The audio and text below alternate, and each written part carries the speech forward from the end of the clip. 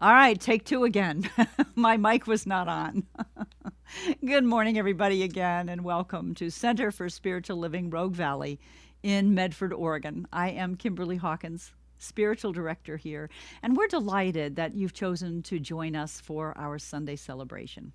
We are a welcoming and inclusive spiritual community, and we teach spiritual tools to transform personal lives and help make a world that works for everyone. We welcome you no matter where you may happen to be on your own personal spiritual journey and path. With me this morning is our practitioner, Nancy Clay, who will be doing our invocation and reading momentarily. Welcome, Nancy.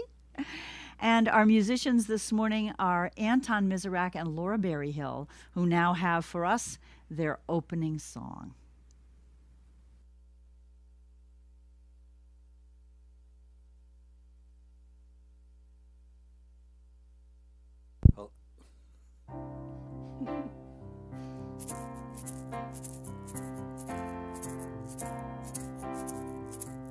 I start my day with love. When I start my day with love, that's what I get more of, is love. I start my day with love. When I start my day with love, that's what I get more of, is love. Love, love, love. Love, love, love. Love, love, love.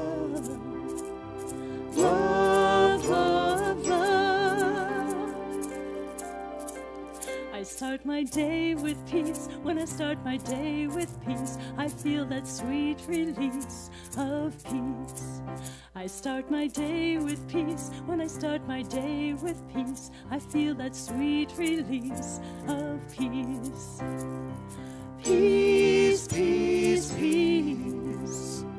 Peace, peace, peace. Peace, peace, peace. Peace, peace, peace. I start my day with joy. When I start my day with joy, everything I do is infused with joy. I start my day with joy. When I start my day with joy, everything I do is infused with joy. Joy, joy, joy. Joy, joy, joy. Joy, joy, joy. Joy, joy, joy. I start my day with love. I start my day with peace. I start my day with joy, and I feel that sweet release. I start my day with love. I start my day with peace. I start my day with joy, and I feel that sweet release. I start my day with love. I start my day with peace. I start my day with joy, and I feel that sweet release. I start my day with love. I start my day with peace. I start my day with joy, and I feel that sweet release.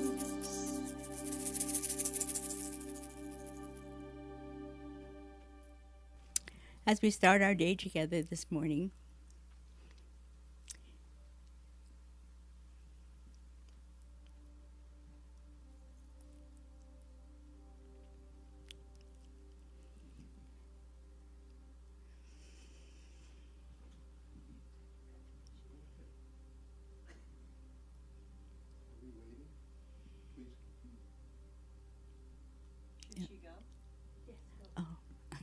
excuse me. Okay, well, here we go. So as we start our day together this morning, we can, if we feel like it, we can close our eyes, we can settle in, we can bring ourselves fully present as we come together in the name of Spirit, in the name of oneness, in the name of wholeness, in the name of truth. And the truth that we know is the truth that's always true, that there is one power, one presence, one divine mind, one divine substance, one causative power in the universe that creates all that there is. We know that God is the only thing that there is, but that everything from the furthest planet away to the tiniest eyelash on your face is God. And so when we come together on Sunday, we're here to celebrate the truth that we know, and also to remind ourselves what we know so that it can guide us through life. So knowing that God is this one presence, one intelligence, one and only thing there is, we know that each and every one of us is made of the same thing. We are the same thing, the only thing there is. And knowing this is powerful and encouraging and beautiful. We are each other. We are spirit. We are the life force. We are the cause and the result of everything that is happening now and forever and always.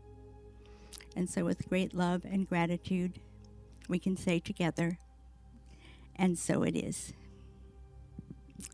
Now I have a reading this morning that was suggested to us by a minister in one of our other centers, and it is actually from the book called 365 Science of Mind. So we're reading the words of Ernest Holmes this morning, and the title is, I See the Divine Presence in All Others. The best way to make friends is to realize we meet life in everyone. The God in us meets the God in others. Proclaiming the divine presence, believing in it, we shall meet it. Love will find a perfect way. Our faith in the divine presence in others will overcome fear of being misunderstood or hurt. If the mind is calm and serene, there will be less liability toward pain.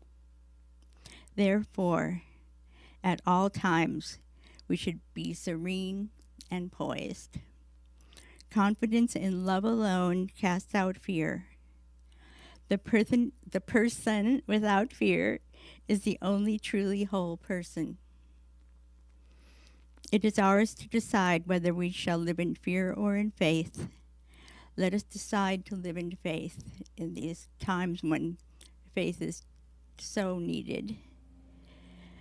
Faith and hope. Let us learn to practice faith until all fear disappears, until life ceases to be a funeral dirge and becomes a song of joy. To find peace in the midst of confusion, we must realize our center in pure spirit.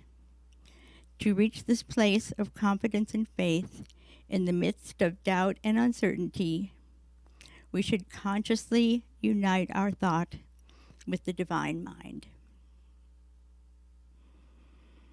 I know that God is within me and within each and every one of us. I know that the Spirit within me is perfect. I enter into its peace.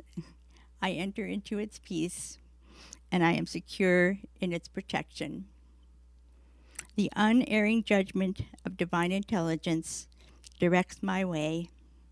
The presence of love uplifts me and lights my life today. So in great gratitude to everyone who joined us this morning, we can say together, and so it is. Thank you, Nancy Clay, for your beautiful prayer and reading. And we go now once again to our musicians, Anton and Laura. This is a song by Eddie Watkins Jr., a wonderful, wonderful musician, and I believe he will also be our guest speaker on March 7th. Eddie has graciously allowed us to change a word in this song. So thank you, Eddie.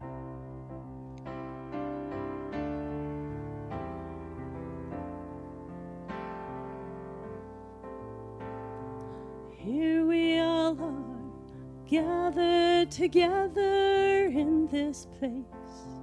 Why are we here? What is our purpose? What is His will? How do we know what's true and what's real? We may not know where life's road will lead, but it doesn't matter long as we believe that love is the answer. Love is the answer. Love is the answer to whatever the question may be.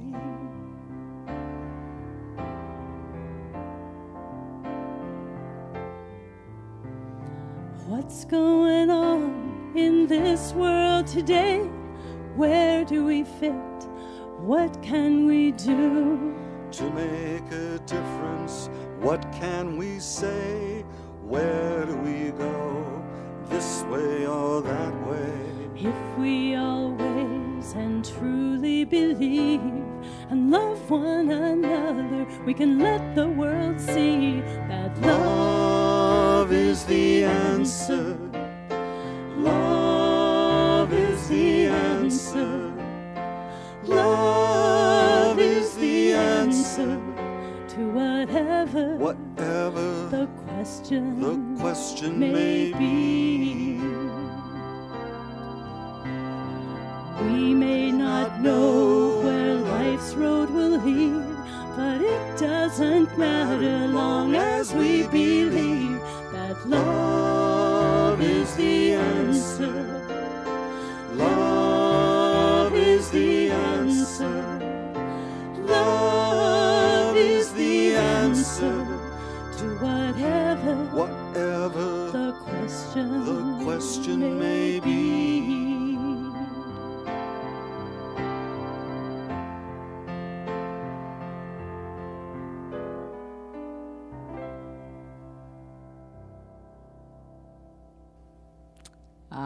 Perfect song for this morning, because I've entitled my message this morning, Love is the Answer. So what was your question? It's almost a joke. We don't need to know the question before we know the answer has got to be love. Whether we're talking about a conflict in our personal relationships, the way we treat ourselves, self-doubts and self-condemnation, whether it's relationships within our communities or even global relationships between nations, love is the answer. We know this, I believe. We intuitively know this. We teach in Science of Mind that God is love and we are too. Nancy read about that in the reading this morning. So we know love is the answer. We hear it spoken about, sung about, written about. But the problem is we don't always practice that. We just have a hard time putting that into practice, don't we? Our founder, Ernest Holmes, our founder of Science of Mind, said, knowledge is good, but what good is it without the practical application of it?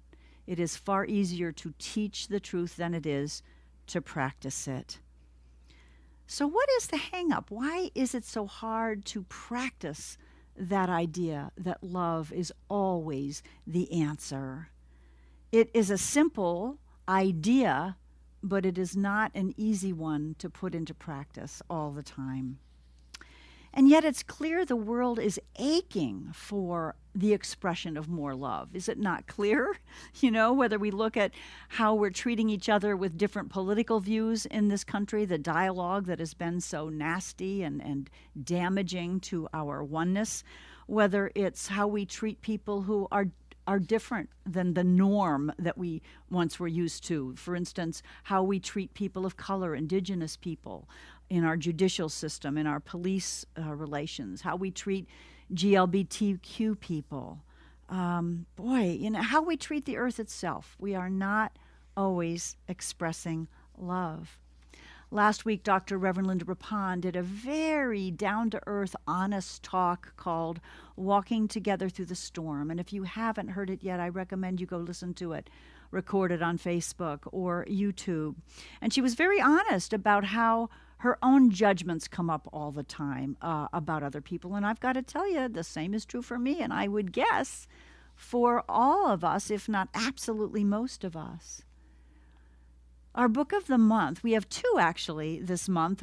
I've chosen Marianne Williamson's classic, A Return to Love, as one of our books of the month. It's still truth. But a newer book, just released last year by Neale Donald Walsch, is called The God Solution, The Power of Pure Love. It is a powerful book. We're doing a book study on it starting this afternoon, so there's still time to join that if it interests you. But I was interested when I read the book. Neale talks about how he was on the computer writing. His wife, Em, walked into the room, and she asked him a question. She said, if you could create your own religion, what would it be? And that started Neale on a whole different path of thinking about this power of pure love. So I ask you to think about that. If you could create your own religion, what would it be? What would your definition be, for starters, of the divine, of God? Neale Donald Walsch predicted if we each really looked into our own heart to answer that question, that we would conclude that God is nothing more mysterious than pure love. I know for me, when I think of all the God qualities we could talk about, harmony, oneness, goodness, freedom, abundance, clarity, if I had to pick one word, I certainly would make it love. And so Walsch talks in his book about what he calls the God dilemma. All right, so 85% of humans believe there is a higher power. So we pretty much agree on that. However, there are 4,300 different religions on the earth. That's a lot. And so what we can't agree on is the definition or the nature of that higher power. You know, what truly is this God that most of us believe exists? I think, unfortunately, we've got it reversed a lot of the times. You know, we talk about we are created in the image and likeness of God. The Bible tells us that. But very often, and even in religions, particularly I'm thinking in the Old Testament, we've created an anthropomorphic God that we make in our image. In other words, we make God emotional, angry, judgmental, demanding that we do his bidding or her bidding. Usually it's his.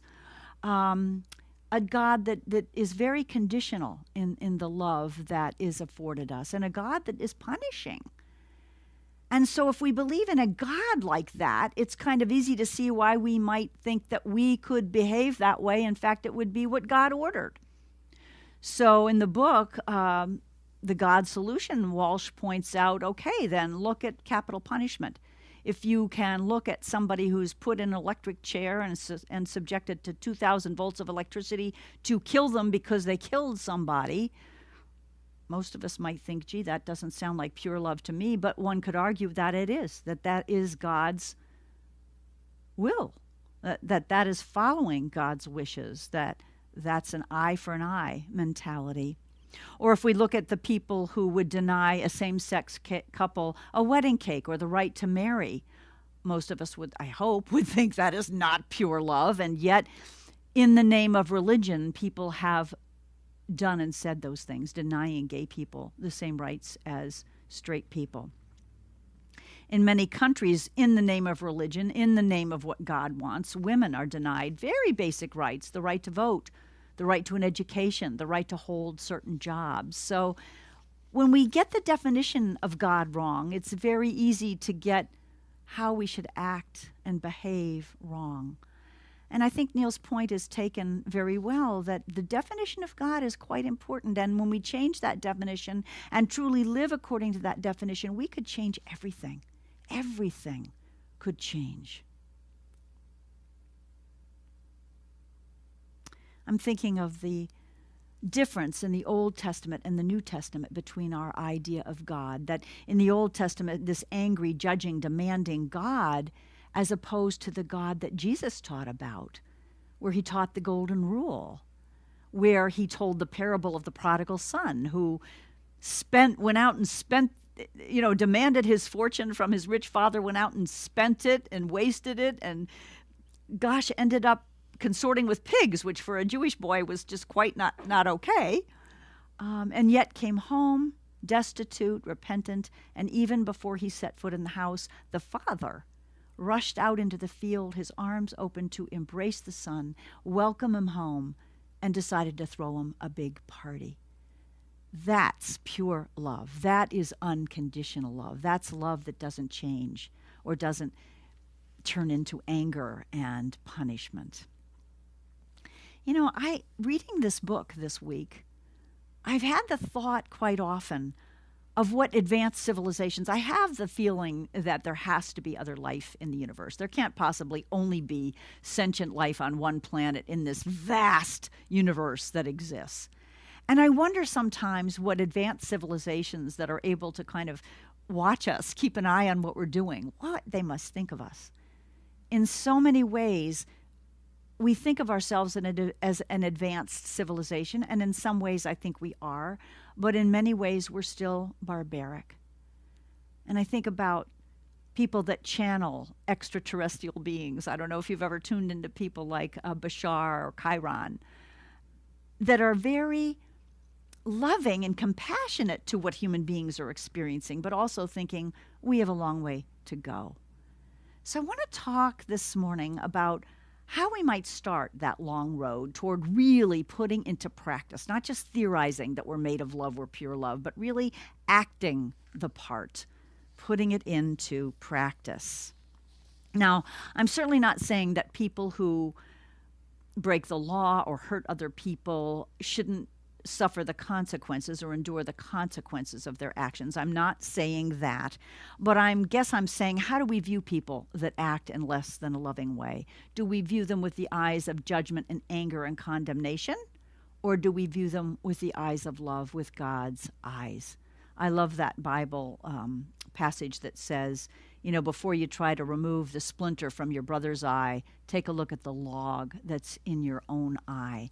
That we too need to look at our own shortcomings before we become judgmental and angry at others. And I was remembering this week as I thought about this topic, being in high school, some of you may have read in English Lit the sermon that I to this day remember by Jonathan Edwards called Sinners in the Hands of an Angry God. You know, what an angry God can think of us and do to us, that fire and brimstone stuff of condemning us to hell. I think it's an unfortunate view, and hopefully we have grown beyond that now. The importance of how we view God in terms of how we view ourselves and how we view others. The Way of Mastery, one of my favorite channeled works, says that all things within the human realm are either the extension of love or a cry for help and healing. This is something certainly that A Course in Miracles teaches as well, that everything we do is either an act of love or a cry for love, a cry for help, for healing. Marianne Williamson talks in The Return to Love about how we could see all human behavior as one of these two things, either love or a call for love, and how that would change things when we see somebody doing something that we want to judge and call awful and wrong. Again, last week, Reverend Dr. Linda talked about this and about how easy it is to be judging of others, and mea culpa. And I really am making a commitment to work on this and to change this, and I'm going to invite us all into this practice. This is February, the month of love, right? The month of Valentine's Day. How might we really begin to practice what we preach here? Yeah. And for my own self, I've talked about this before. You know, I think of how when I hear demeaning, angry, accusatory, blaming language from somebody, particularly a political figure, I tend to get blaming and sarcastic and critical back. And how is that any different? Is that really looking at the splinter in my own eye before I try to, or rather the log in my own eye before I remove the splinter in the other? It's so easy to do. I don't know what it is about us as humans. If you're like me, it is easy to be sarcastic and judgmental and angry. And I want to stop. I want to stop. There's a beautiful, I guess you'd call it teaching story, a lesson about the crow and the eagle. And it goes like this. The crow is the only bird that pecks at the eagle. I don't know if this is true, but it's a great teaching story. The only bird that dares peck at an eagle. The crow sits on the eagle's back and bites its neck. The eagle does not respond nor fight with the crow. It does not spend time or energy on the crow. Instead, it just opens its wings and flies higher and higher. And as it begins to rise into the heavens, the higher the flight, the harder it is for the crow to breathe. So eventually, the crow falls off of the eagle's neck for lack of oxygen. And we can learn from the eagle not to fight the crows in our lives, but just to keep ascending. They might be along for the ride, but they'll soon fall off. Do not allow yourself, the story says, to succumb to distractions. Keep your focus on the things above and continue to rise. And of course, that's metaphorical as well, as we rise in consciousness and take the greater view, the God's eye view. It reminds me of Michelle Obama's famous line, when they go low, we go high. Now, the eagle simply recognizes that the crow is the crow, so the eagle becomes precisely who the eagle is, more powerfully who the eagle is, flying high into the sky. Imagine if we could remain who we are, expressions of love of the divine in every situation, even when we have that annoying person like the crow pecking at the eagle's neck. We could simply maintain our height, our consciousness in love. Powerful story. So in Science of Mind, one of our core tenets is that we believe the ultimate goal of life is to be completely free of discord of any kind, and that everyone is sure to attain that goal. Well, I don't know about you, but when I become judgmental, sarcastic, angry, blaming, when I speak negatively of somebody who I think is acting negatively, I don't feel free of discord. I don't feel peaceful. And I certainly don't create more peace on earth. That's for darn sure. So the second point I want to make today is that as within, so without. As we think and feel internally within ourselves, that's what we see on the outside. And there's another story I want to share with you that this happens to be a Hindi story. And it's about Lord Krishna and two very different kings, actually. The story goes like this. Lord Krishna wanted to test the wisdom of his kings. So one day, he summoned a king called Duryodhana. Now, Duryodhana was well known throughout his kingdom for his cruelty and his miserliness, and his subjects lived in terror of his anger. So Lord Krishna says to King Duryodhana, I want you to go out and travel the world over and find me one truly good man. Duryodhana replied, Lord, yes, and obediently began his search. He met and spoke with many people, and after much time had passed, he returned to Lord Krishna, and this is what he said. Lord, I've done as you've asked, and searched the world over for one truly good man. He is not to be found. All of them are selfish and wicked. Nowhere is there to be found even one truly good man that you speak of. Lord Krishna dismisses that king and calls another king called King Dhamaraja.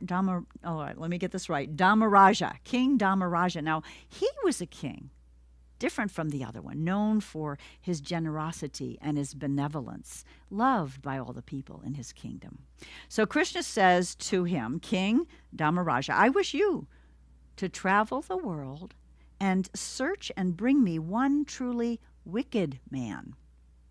Dhamaraja also obeyed, and on his travels he spoke too with many, many people. And after much time had passed, he came back to Lord Krishna and said this, Lord, I failed you. There are people who are misguided, people who are misled, people who act in blindness, but nowhere could I find one truly evil man. They are all good at heart, despite their failings. Wow. This story tells us that if we look for good, even if we come from a place of expecting evil, we're not going to see good. And if we look for evil, but we are coming from a place of expecting good in people, we will never find evil. We don't believe evil exists.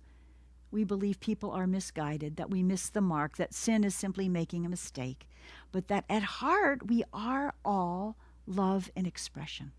And again, if someone is acting other than the appearance of love and expression, they're crying for love.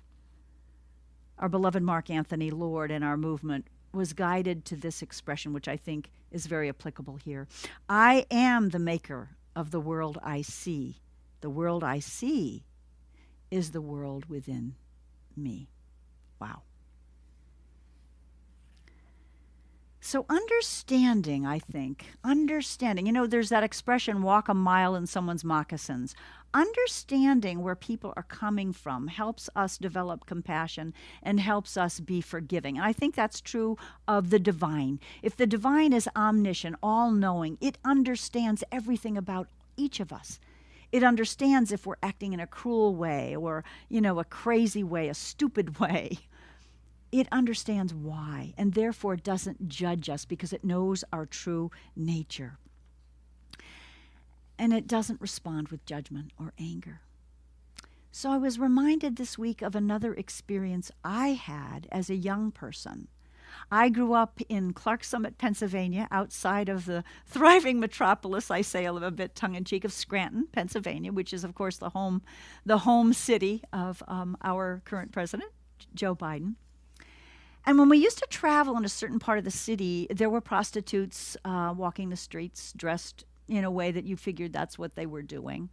And my dad would constantly say very disparaging things about them, awful things, judgmental things. It wasn't kind. And so I grew up with that kind of notion about ladies of the evening, or whatever you choose to call them. Fast forward many years, I was living in Phoenix, Arizona, and I was putting together a documentary, producing and writing a documentary. It was during the AIDS epidemic, when it was really at its height, early 90s. And there was a National Warren Project at the time whose mission was to teach prostitutes and IV drug users about the dangers of AIDS and encourage them to use condoms and to practice safe practices even when they were taking drugs. And I got permission to go out on calls with these workers who were themselves former prostitutes and IV drug users to communicate with who they called their girls, their prostitutes. And interviewing these prostitutes on camera, I was really shocked to learn that every single one of them we talked to had been the victim of sexual assault, multiple rapes, often from the time they were very young. And that was part of what had driven them to addictions like IV drug use, and therefore the need for money, therefore prostitution. And talking with these women and hearing their tragic stories, my heart opened so wide. I had such compassion. I would never be able to view a hooker, a street person, in the same way again, ever. And it was interesting. I was reminded by this week as I read an assignment for our practitioners class that I'm teaching from Edwene Gaines' book, The Four Spiritual Laws of Prosperity. And in the chapter called Forgiveness, now this is interesting. When we're forgiving, when we're not judging, when we're practicing compassion towards everybody, including ourselves, we open the door for prosperity. And I'm not just talking about abundance of money, but prosperity of peace of mind, of well-being, prosperity of all kinds. So one of her 4 spiritual laws is the law of forgiveness. And she, too, had a wonderful, powerful story that had to do with prostitutes. Edwene Gaines wrote that growing up as a teenager, she called her little old granny, lived with the family. Now, Edwene writes that she was, as a teenager, savvy enough about just beginning to learn new thought principles to be kind of a wise guy. So in the evening, her granny would sit in front of the TV in her rocking chair with her snuff and her spittoon watching the evening news. In Texas at the time, there was a real push on the part of law enforcement to crack down on prostitutes and to humiliate them. This was in Houston. So each night they would run footage of these ladies of the evening being arrested, handcuffed, fingerprinted, and so on. And every night, Edwine's granny, sitting there in her rocking chair with her snuff and her spittoon, would watch them and say something like this, pretty much the same thing every evening. "Those hussies," she'd say, "I hope they hang 'em." Okay. Eventually, Edwine got a little tired of hearing the same phrase every single night. So one day, she asked Granny, "Granny, do you know what reincarnation is?" Granny said, No, what's that?" Edwine said, "Some people believe that when you condemn others this life, you condemn yourself to experience the same thing in the next." Granny's eyes got kind of big like saucers. Obviously, she understood the implications of what Edwine was saying. So the next evening, as Granny is sitting there in her rocker with her spittoon and her snuff, watching the TV news, sure enough, footage comes on once again of these women of ill repute being arrested and locked up. Edwine is watching Granny out of the corner of her eye to see what she'd say or do this evening with this new information she was given. Finally, Granny takes a deep breath. And she says, "Well, bless their hearts." Bless their hearts.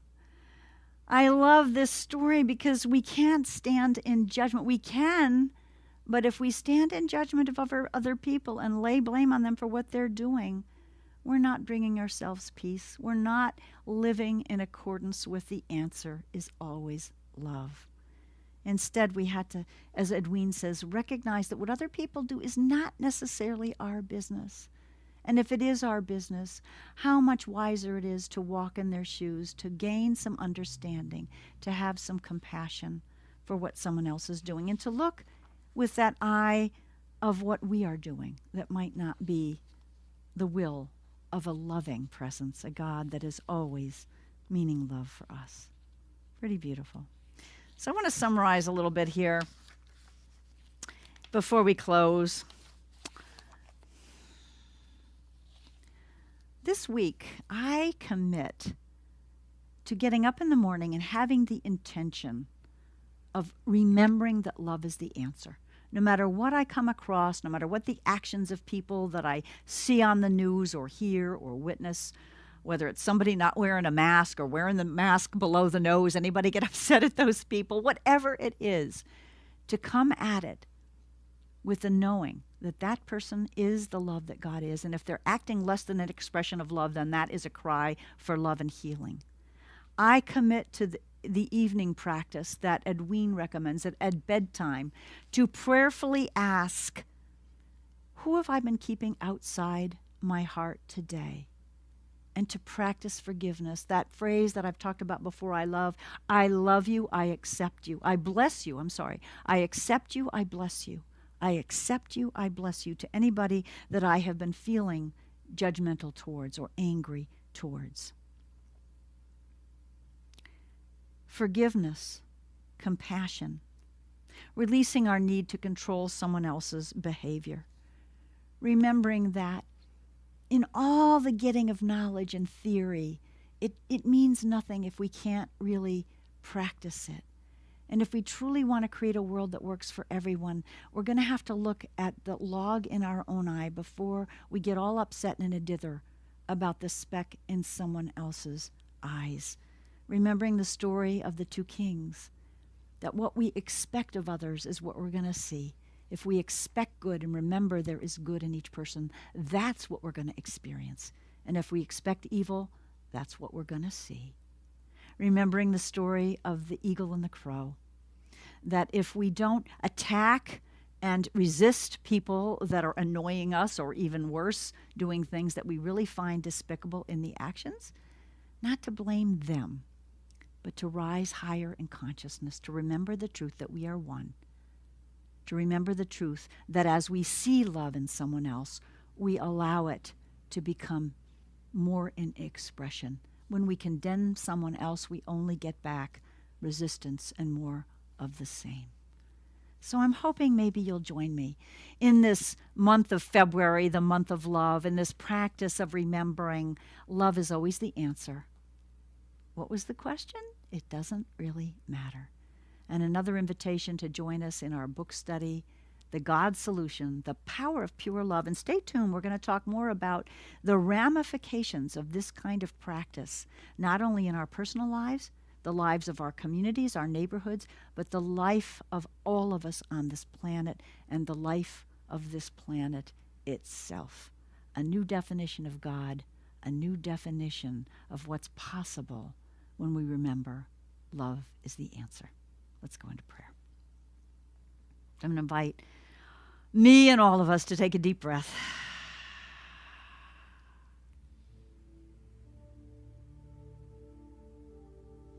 And I declare, as we always do, that this source of all of life, as Nancy so beautifully spoke in her prayer, of whether it's our eyelash or the furthest planet in the universe, all of it created by love.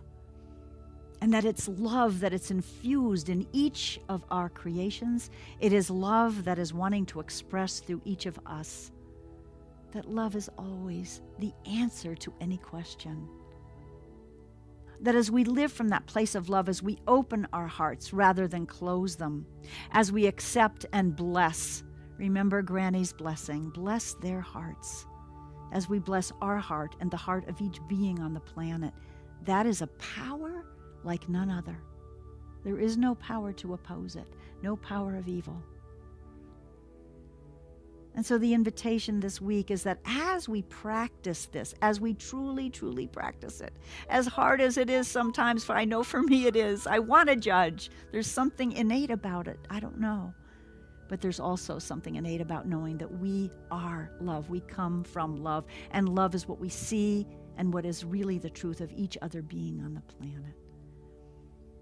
I know as we commit to this practice, as always, that the universe moves in to support us, that we are guided, that we are empowered, and that the more we can do it, the easier it becomes.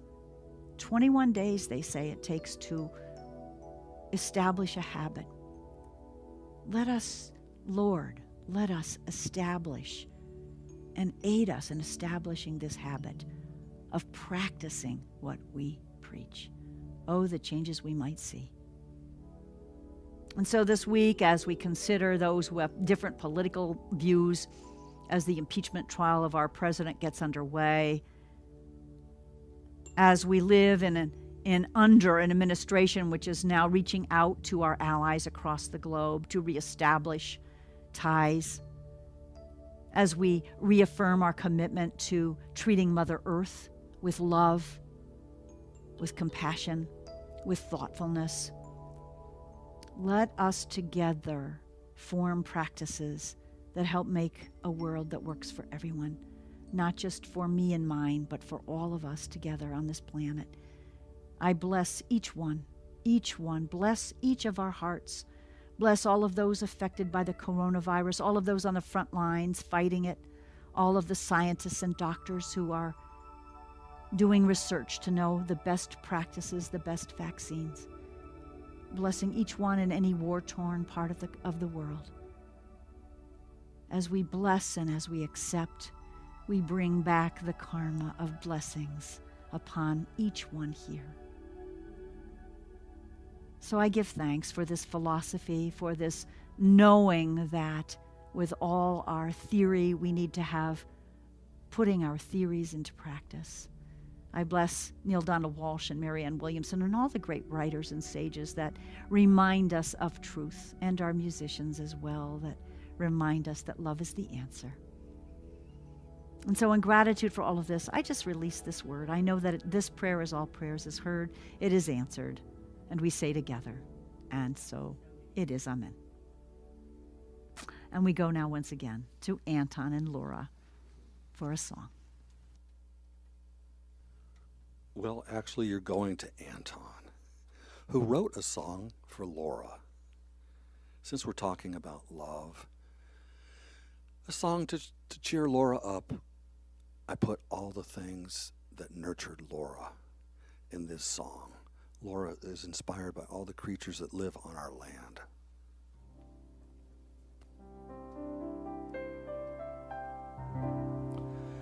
So if I were a cat, I'd find where you were at, put my head down on your lap, and take a purry nap. And if I were a squirrel, I'd pirouette and twirl and jump from tree to tree for only you to see. And if I had to change it all,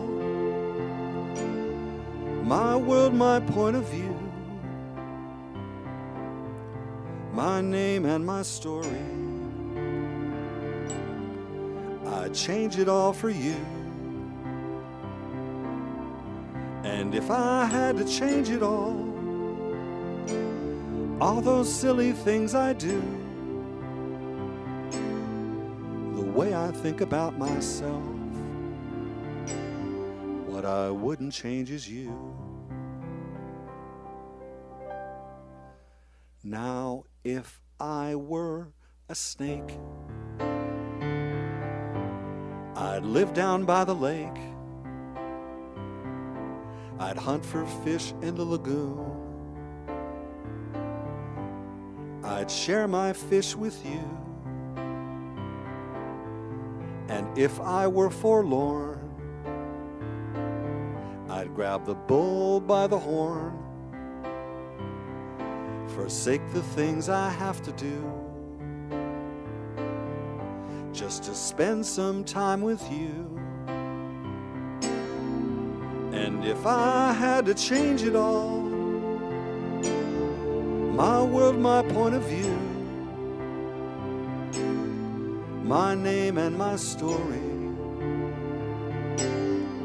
I'd change it all for you.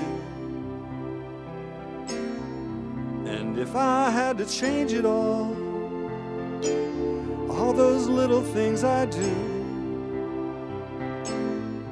the way I think about myself, what I wouldn't change is you.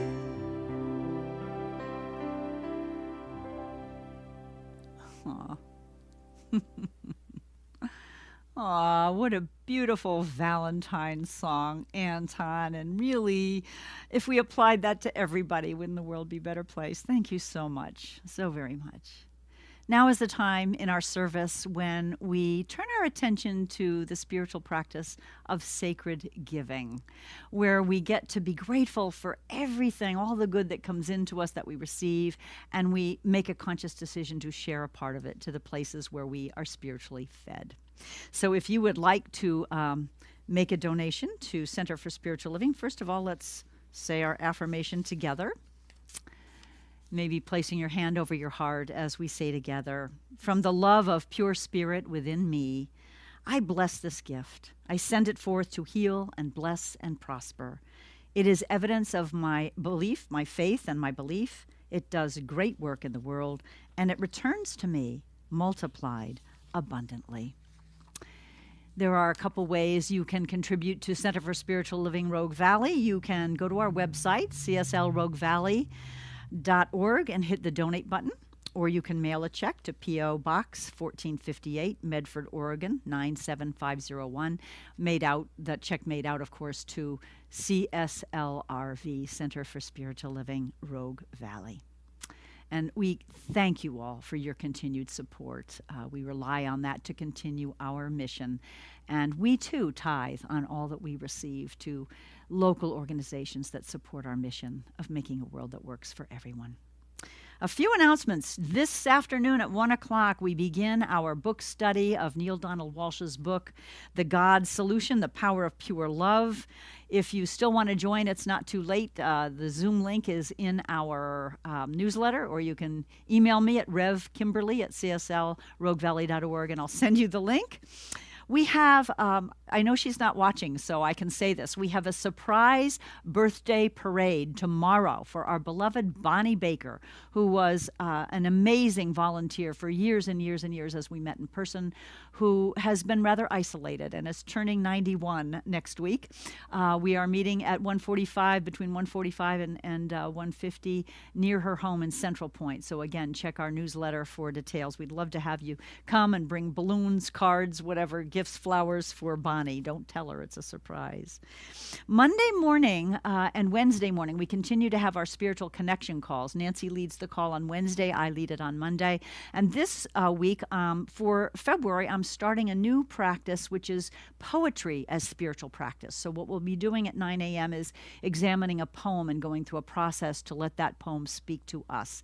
Thursday evenings, not Reverend Michelle, it's Laura Stewart, our ministerial student, leads a call at 7 p.m. And the information for all of those is in our newsletter. If you don't receive the newsletter, you can sign up on our Facebook page under email.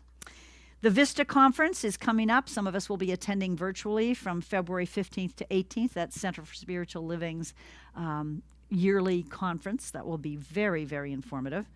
And I think that is it. So I'm going to turn it over one more time to Anton and Laura for our closing song. A song by Michael Gott. With additional words by Karen Drucker.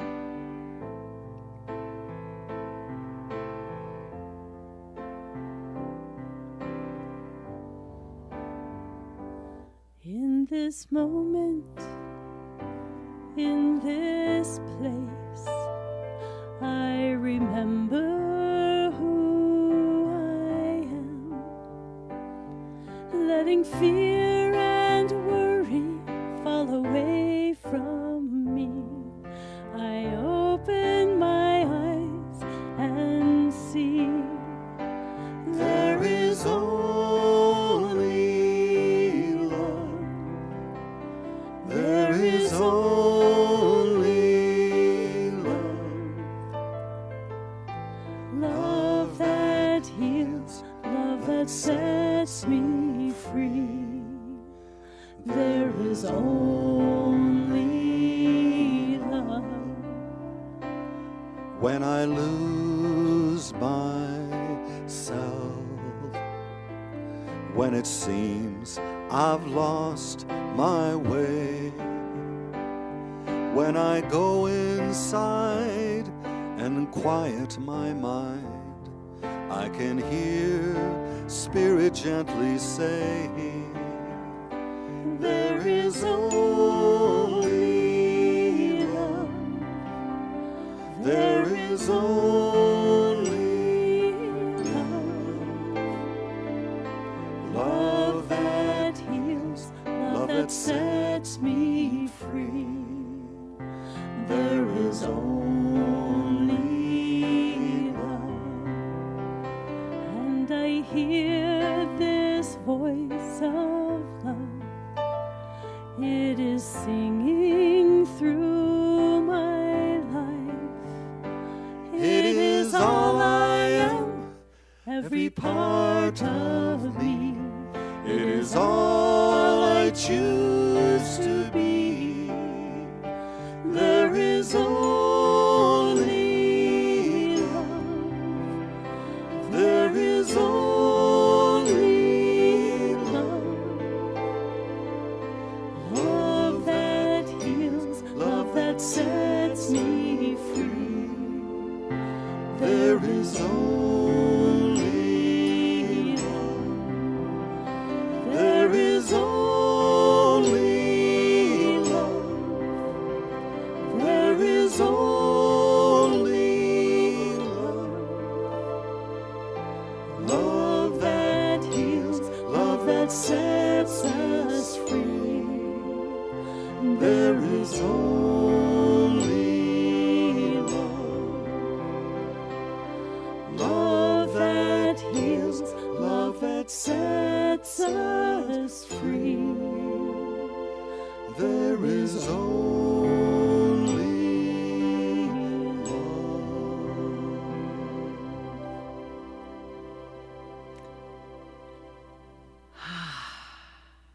Beautiful. Anton and Laura, so true. Love heals us. Before we leave, I want to thank the behind-the-scenes folks who make this broadcast possible. Today, we have with us Jason Rummel, who was our producer-director. On camera, we had Bill Miner and Connie Miner, and on slides, Vivian Lacey, our sound engineer, Tom Frederick. Without you all, this whole program would not be happening, so thank you so much. And finally, it occurred to me that in trying to do this task, this simple but not easy task of expressing love all the time and not saying anything disparaging about others, an accountability partner would be a really good idea. So I'm going to be asking my housemate this week and this month to be my accountability partner, to catch me lovingly when I say something that is not love in expression. And I encourage you all to think about doing that. I think it's a way to really hold ourselves accountable and perhaps succeed in this adventure we're taking together this month. As Debashish Murat, I don't know how to say his name, as one of the sages wrote, anger always has a reason, but love is always the answer. Louise Hay, love is the answer to any sort of healing. So goodbye for now, my friends, and blessings on this journey of knowing and acting that love is all there is. Take care.